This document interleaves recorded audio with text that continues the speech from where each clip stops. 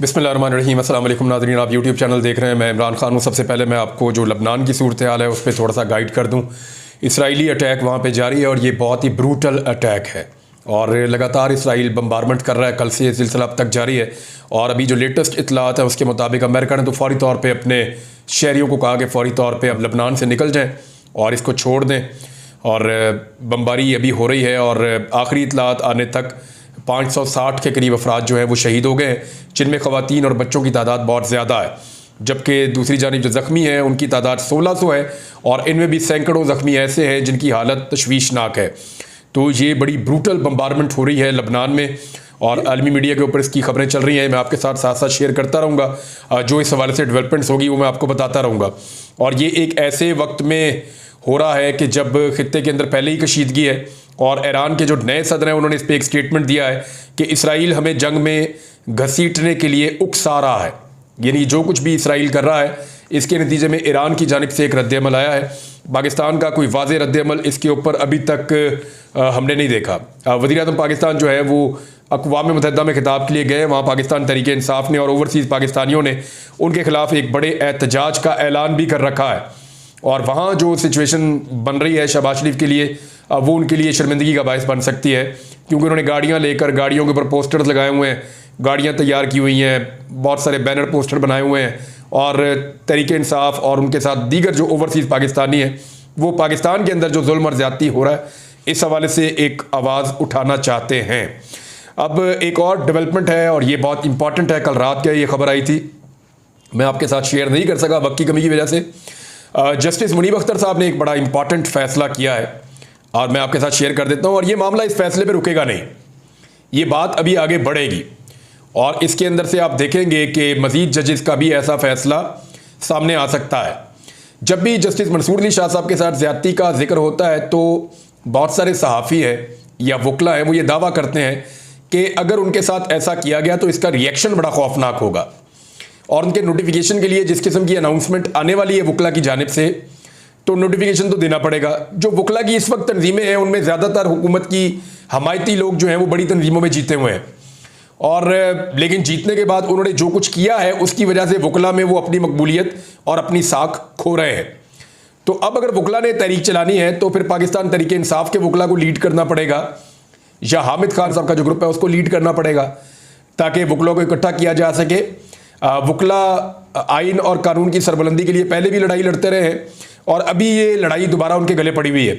इसमें पाकिस्तान तहरीक इंसाफ ने यह फैसला किया है कि वो वकला की तहरीक का भरपूर साथ देंगे और उन्होंने अपने जलसे का एक शेड्यूल भी जारी किया है। फ़िलहाल फौरी तौर पे वो जस्टिस मुनीब अख्तर साहब का पहले मैं आपको बता दूँ उन्होंने क्या डिसीजन लिया।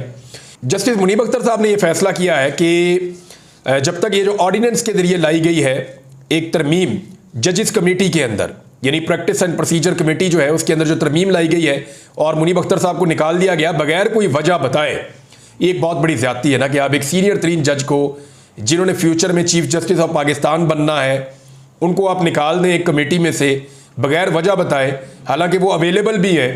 तो ये बड़ी ज़्यादती है जज के साथ। तो उन्होंने ये फैसला किया कि जब तक वो बहाल नहीं हो जाती और जजिस कमेटी की जानिब से बनाए गए किसी भी बेंच में उन्होंने बैठने से इनकार कर दिया, जब तक पुरानी जजिस कमेटी बहाल नहीं होती फैसले पर अमल दरामद नहीं कर सकता। जस्टिस मुनीब अख्तर साहब ने यह फरमाया है। अब जस्टिस मंसूर अली शाह साहब ने कमेटी में बैठने से इनकार कर दिया और जस्टिस मुनीब अख्तर साहब ने कमेटी के फैसलों को मानने से इनकार कर दिया। अब ये जो दो सीनियर तरीन जजेस हैं ये दोनों पाकिस्तान के आने वाले चीफ जस्टिस हैं। अगर आइन में तरमीम करके कोई आइन के साथ या अदलिया के साथ खिलवाड़ ना किया गया तो ये दोनों आने वाले चीफ जस्टिस हैं। अब कोशिश हुकूमत की यह है कि दोबारा से आईनी तरमीम की जाए। अगर दोबारा से आईनी तरमीम करने की कोशिश की गई तो हुकूमत के पास नंबर गेम क्या है वो मैं आपको बता देता हूं इस वक्त, क्योंकि लेटेस्ट है। हुकूमत लगभग 215 के पास पहुंची हुई है। एक सीट जो है वो सादुल्ला बलोच को निकालकर कोशिश की जा रही है क्योंकि ये केस दोबारा लगाया गया है।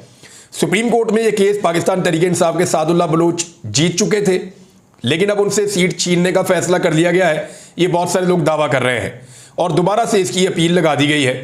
अब अगर ये सीट उनसे छीन ली जाती है तो ऐसी सूरत में एक नंबर और मिल जाएगा हुकूमत को और फिर हुकूमत को सिर्फ फजल रहमान साहब की 8 सीटें चाहिए होंगी। फजल रहमान साहब इस मामले में अपनी कश्तियां जला चुके हैं, लेकिन अब बिलावल जरदारी हो या एमल वली खान हो या बाकी जमातें हों, वो सारे एक ही बात कर रहे हैं कि आईनी अदालत तो हमने ज़रूर बनानी है और आईनी अदालत बनाए बगैर हम रहेंगे नहीं। ये आईनी अदालत क्यों बनाना चाहते हैं और इनके नंबर कैसे पूरे होंगे, इस बारे में थोड़ी सी हम बात कर देते हैं। पहले तो आप ये देखें कि आईनी अदालत बना के इन्होंने करना क्या है। जो पहला काम इन्होंने करना है, ये ट्रिब्यूनल वाला मामला है, ये भी बाद में अपील के अंदर वहीं चला जाएगा। यानी जितने भी मामलात आईन और कानून से रिलेटेड होंगे, असेंबलियों की प्रोसीडिंग से रिलेटेड होंगे, जो भी कानून साजी से रिलेटेड होंगे, वो सारे के सारे चले जाएंगे कहां पे? आईनी अदालत में। तो ये ट्रिब्यूनल का मामला वहां चला जाएगा। हुकूमत की धांधली के ऊपर पर्दा पड़ जाएगा हमेशा के लिए। नंबर 2, तहरीक इंसाफ पर पाबंदी लगाने के लिए आईनी अदालत को इस्तेमाल किया जाएगा। मखसूस नशिस्तों का मामला आईनी अदालत में दोबारा जा सकता है। मिलिट्री कोर्ट्स आईनी अदालत में। इलेक्शन धांधली आईनी अदालत में। आइन साजियों का मामला, कानून साजियों का मामला, तमाम आईनी और कानूनी मामलात की जो पटिशन है वो सारी की सारी उधर चली जाएंगी। तो ऐसी आईनी अदालत बनाना चाहते हैं जिसके जरिए से ना सिर्फ पाकिस्तान तहरीक इंसाफ पर पाबंदी लगाई जाए, बल्कि इमरान खान साहब को फौजी अदालतों से सजा भी दिलवा दी जाए। ये पाकिस्तान तहरीक इंसाफ का इसके ऊपर बड़ा क्लियर मौकिफ है। ना सिर्फ उनका यह मौकिफ है, बल्कि वो ये कहते हैं कि इस आईनी अदालत के जरिए से जो धांधली ज़दा हुकूमत है उसको बरकरार रखने की भी कोशिश की जाएगी, ताकि फॉर्म 47 वाले बैठे रहे और उनको उठाया ना जा सके। दूसरी जानिब काजी फायदी साहब ने जो बेंच बनाया, उन्होंने जनाब केस सुना है और उन्होंने केस सुना जो इलेक्शन ट्रिब्यूनल वाला है। इलेक्शन ट्रिब्यूनल वाला केस लगा, उसको उन्होंने सुना। वहाँ पे पाकिस्तान तहरीक इंसाफ ने अपना मौक़िफ़ पेश किया, बैरिस्टर सलमान अकरम राजा साहब भी गए। तो कादी फायदी साहब ने कहा जी अदालती फैसले नहीं, आईने पाकिस्तान। तो भाई आईने पाकिस्तान की जो तशरीह है वो तो अदालती फैसलों में होती है। सलमान अकरम राजा साहब ने कहा कि जब तक अदालतें अपने पहले फैसलों से बेहतर फैसले नहीं कर देती तब तक अदालती फैसलों पर ही अमल दरामद होगा। तो ये सलमान अकरम राजा साहब ने बड़ा क्लियरली ये बात की है। लेकिन सलमान अकरम राजा साहब ने एक और इंकशाफ किया, एक रात से पर्दा उठाया। उन्होंने कहा जी हुआ ये था कि टोटल 6 जज थे जो लाहौर हाई कोर्ट ने नाम दिए थे इलेक्शन कमीशन को कि जनाब ये 6 जज आपने लगाने और ये ट्रिब्यूनल बन के केसेस को सुनेंगे। अब ये जो साबिका चीफ जस्टिस थे लाहौर हाई कोर्ट के, उन्होंने ये 6 जजेस के नाम दिए थे। इलेक्शन कमीशन ने इनमें से जो 4 जजेस थे जो बड़े अपराइट जजेस हैं, जो कोई सिफारिश में नहीं मानते, उनके खिलाफ कहा कि जी ये जज नहीं चाहिए, आप तब्दील कर दें या आप हमें कोई पैनल भिजवा दें, हम उनमें से खुद ही जज चुन लेंगे। तो इसके ऊपर ये सुप्रीम कोर्ट ने आज भी राय दी कि इलेक्शन कमीशन को तो ये हक ही नहीं है कि वो जजों को चुने। ये तो अदालत की सवाबदीद है चीफ जस्टिस की कि वो जो जज दे दे। तो वो जो जज दे दिए गए थे उन्हीं के साथ चलना था। लेकिन फिर लाहौर हाई कोर्ट की चीफ जस्टिस ही तब्दील कर दी गई। पहले एक कायम मकाम चीफ जस्टिस को लाया गया, फिर नीचे से तरक्की देकर ऊपर जस्टिस आलिया नीलम साहिबा को chief justice Lahore high court लगा दिया गया। अब आज जो है सलमान अकरम राजा साहब ने कहा कि आलिया नीलम साहिबा ने जो chief justice Lahore high court हैं, उन्होंने खुद ही 4 जजों के नाम वापस ले लिए हैं और ये दबाव में ना आने वाले 4 जज हैं जिनके नाम वापस लिए गए हैं। तो ये तो जनाब बड़ी अजीब बात है कि एक चीफ जस्टिस वो नाम देकर जाते हैं, दूसरी चीफ जस्टिस आती हैं, पहले वो उसके ऊपर खबर आती है कि नहीं जी यही जजेस रहेंगे, और उसके बाद अब पता चलता है कि अंदर खाते ये काम हो गया है और 4 जजेस के नाम वापस ले लिए गए हैं। तो फिर तो सब ठीक हो गया। अब कादी साहब अगर ट्रिब्यूनल बहाल भी कर देते हैं तो हुकूमत के और इलेक्शन कमीशन की मर्जी के ट्रिब्यूनल अगर पंजाब के अंदर बन जाते हैं तो फिर पंजाब में फॉर्म 47 के मुताबिक ही जो है वो लोग रहेंगे। जो जाली फॉर्म 47 है उनको कैसे चैलेंज किया जाएगा? तो मेरे ख्याल में जो अपराइट जजेस हैं, जो दबाव में ना आने वाले जजेस हैं, उनको ये केसेस सुनने चाहिए।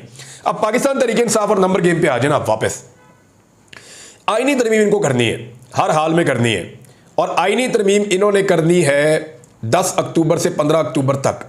इसके बाद ये नहीं कर पाएंगे क्योंकि इस बीच में हुकूमत को फिर जस्टिस मंसूर अली शाह साहब का जो नोटिफिकेशन है वो जारी करना पड़ जाएगा।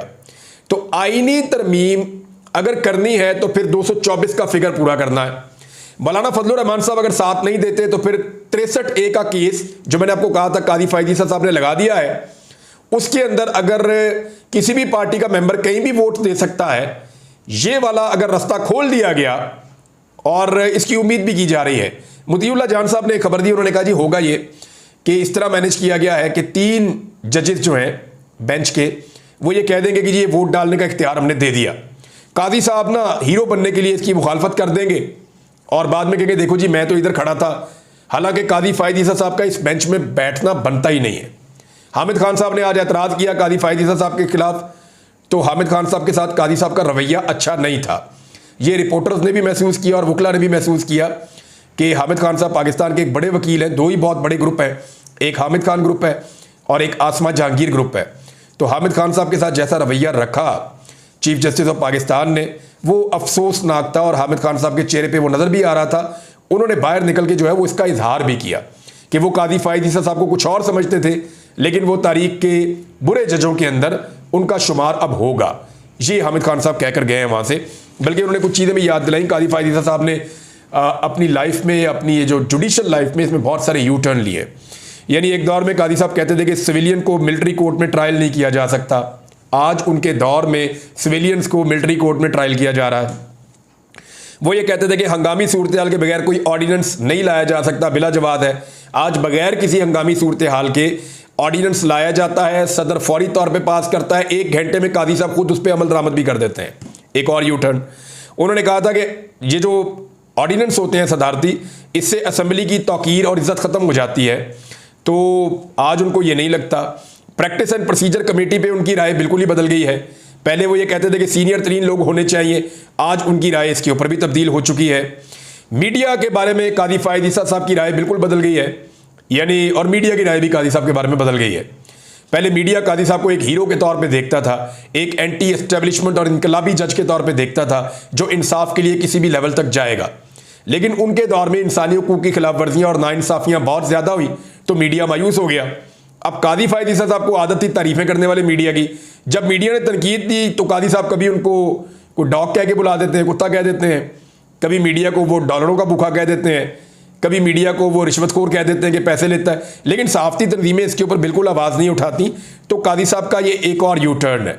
काजी साहब ने अपने एक फैसले में कहा था, फौजी अफसरान के हवाले से हवाला दिया था कि सियासत से उनका कोई ताल्लुक नहीं है, उनको अपने हलफ पे रुजू करना चाहिए।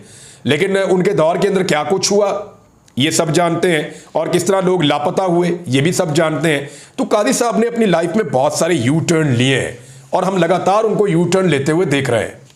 नाज़रीन, पाकिस्तान तहरीक इंसाफ को 2 चीज़ों पे काम करना पड़ेगा और मेरी इत्तला के मुताबिक उन्होंने इस पे काम शुरू भी कर दिया है और वो बहुत तेज़ी से इस पे काम कर रहे हैं। नंबर 1, उन्हें फजलुर रहमान साहब को लगातार एंगेज करना पड़ेगा और उन्हें इस मौक़िफ़ के ऊपर कायल रखना पड़ेगा कि फार्म 47 की जो जाली हुकूमत है इसको किसी आईनी तरमीम का हक नहीं है, पाकिस्तान को नए इलेक्शन की तरफ जाना चाहिए। नंबर 2, उन्हें अपने तमाम वोटर्स को यानी अपने तमाम MNAs को, खसूसन उन MNAs को जो कंप्रोमाइज़ हो सकते हैं या दबाव में आ सकते हैं, उनको महफूज रखना चाहिए। मिसाल के तौर पे ज़हूर कुरैशी साहब हैं, औरंगज़ेब खिची साहब हैं, चौधरी उस्मान साहब हैं साहिवाल से, रियाज फतेहाना साहब हैं, ब्रिगेडियर असलम घुम्मन साहब हैं, चौधरी इलियास साहब हैं और आदिल बदज़ई साहब हैं। चौधरी इलियास साहब के मैंने आपको एक जिक्र किया था उनके एक रिश्तेदार का, तो उनका मुझे फ़ोन आया। उन्होंने कहा जी मैं गैर सियासी आदमी हूँ, और उन्होंने कहा जी ज़हीर साहब, उन्होंने कहा जी मेरा कोई ताल्लुक़ नहीं है सियासी मामलात से सर, और मैं गैर सियासी आदमी हूँ, तो मैं जो भी उन्होंने किया चौधरी इलियास साहब ने, मैं ना उसको जानता हूँ और ना मेरा उसके साथ कोई ताल्लुक़ है, तो मैं इन सारी जो पॉलिटिकल चीज़ें इनके साथ मैं ला ताल्लुक़ी का इज़हार करता हूँ।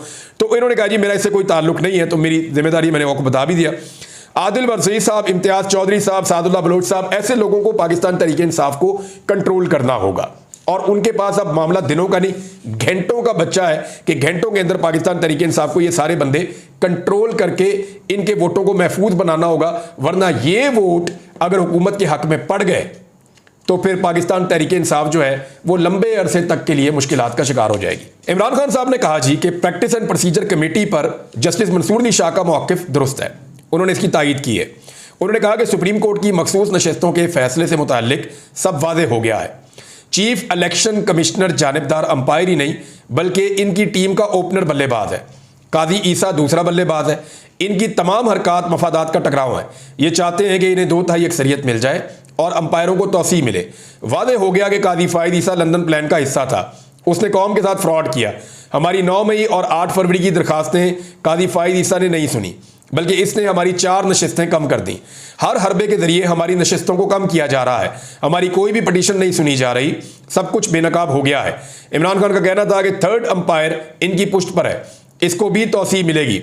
ये एक ग्रुप बना हुआ है, नैब तरामीम का केस चल रहा था, तब भी कहा, लेकिन हमें नहीं सुना गया।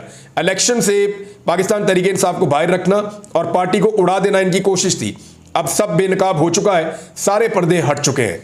इमरान खान ने कहा कि जबरदस्त जजेस रास्ते में आए, मगर उनको हटा दिया गया। एजाजुल एहसन और मज़ाहिर नकवी को कादी फ़ायद ईसा ने बाहर करवा दिया। प्रैक्टिस एंड प्रोसीजर एक्ट खुद कादी फ़ायद ईसा ने बनवाया और फिर तब्दील कर दिया। चीफ जस्टिस इस कानून साजी से अपनी डिक्टेटरशिप कायम करना चाहता था। इस कानून साजी से जमहूरी तरीके से केस लगने के खिलाफ वर्जी की गई। प्रैक्टिस एंड प्रोसीजर कमेटी के हवाले से मंसूर अली शाह साहब ने बिल्कुल दुरुस्त मौक़िफ़ इख्तियार किया है। अदलिया पर हमले के खिलाफ जुमेरात को एहतजाज करेंगे। जुमे को हमारा अपना एहतजाज है और हफ्ते को रावलपिंडी में जलसा करेंगे। इजाजत ना दी गई तो एहतजाज करेंगे। मातहत अदलिया मुकम्मल तौर पर इनके कंट्रोल में है। जो जज कंट्रोल नहीं होता उसको ट्रांसफर कर दिया जाता है।